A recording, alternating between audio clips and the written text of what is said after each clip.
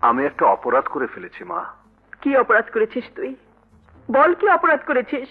আমি তোমাকে না বলেই হঠাৎ বিয়ে করে ফেলেছি। তুই বিয়ে করেছিস?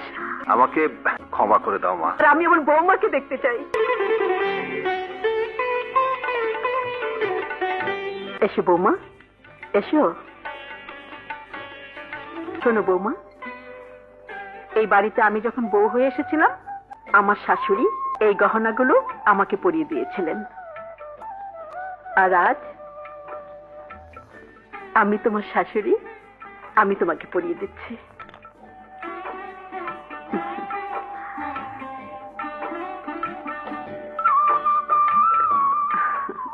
রকি, হঠাৎ করে তুই বিয়ে করে ফেলেছিস, তাই আমি আগামী শুক্রবার অনেক লোককে দাওয়াত করেছি। খুব ভালো করেছো মা, খুব ভালো করেছো।